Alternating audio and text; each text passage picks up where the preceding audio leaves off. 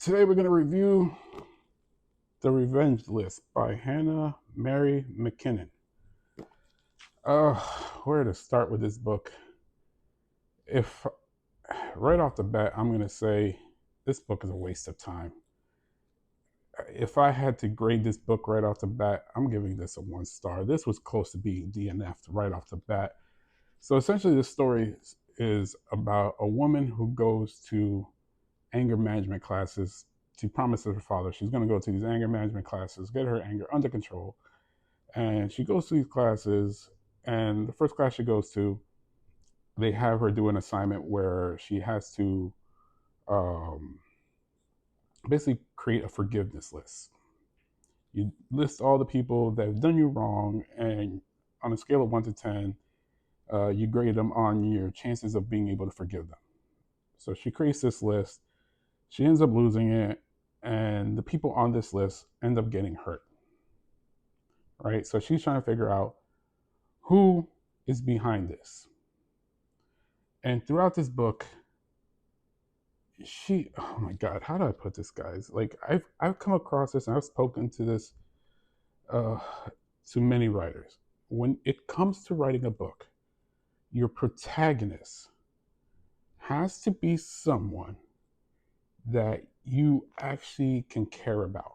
Like it has to be someone you can relate to, someone that you want to see them come out ahead. And the more and more you learn about Frankie, that's the name of the main character. I think her name is Francesca or something like that, but they call her Frankie.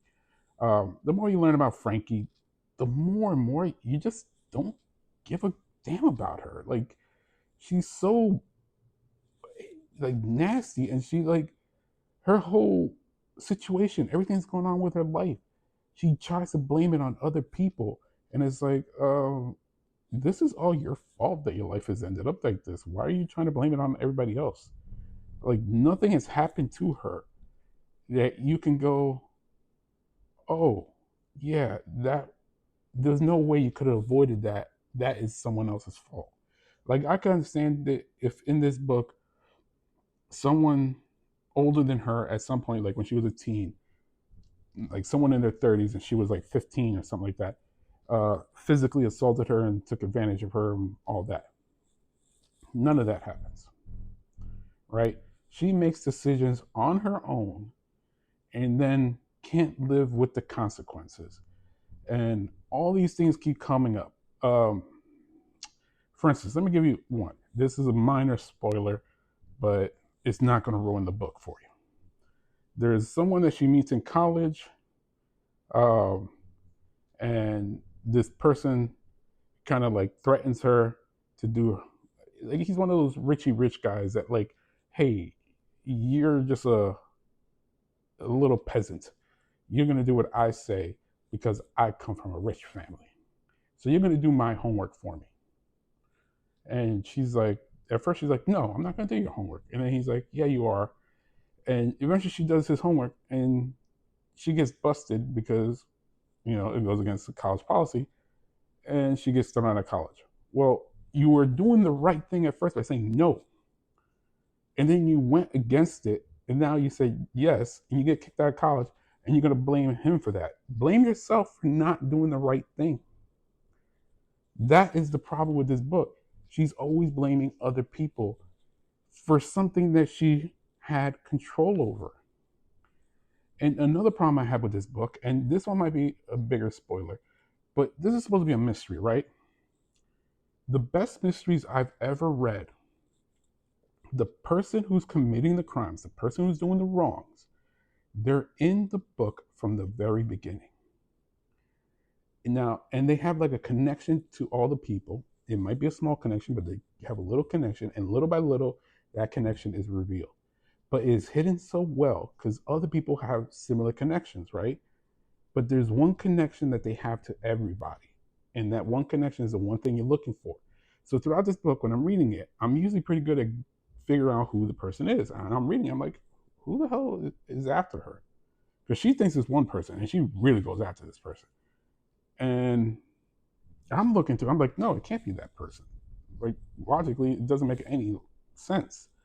And the more and more I read, I was like, no one in here is fitting the person who would do this. And so I'm guessing in my head, I'm like, okay, so then it has to be this person because it has to be a trope. It has to be this person. Well, lo and behold, you find out there's 39 chapters. I think chapter 26, you get a backstory of her younger life. And the person who's committing all this doesn't show up till chapter 37. Mind you, 39 chapters. Chapter 37 is the first time the person really appears. They are mentioned in earlier chapters, but like I don't even know if I can say anymore because then it gives out the whole book. But the person has no relevance throughout the whole book except for the end. I wish I could tell you more but then there'll be spoilers all over the place. This book is a 1 star. I mean, I'm sorry. This was so close to being DNF'd. I was so tired of it. And it's not even a long book, guys. This is not like a 500-600 page book. I think it's, if you don't count the acknowledgments, 350 on the dot. I normally read one of these books in like 1 or 2 days, and sometimes 2 days only because I want to split it up because I'm enjoying the book so much. 1 star. This is absolute dog shit. That's the best way to put it. Absolute dog shit. Don't even bother reading it.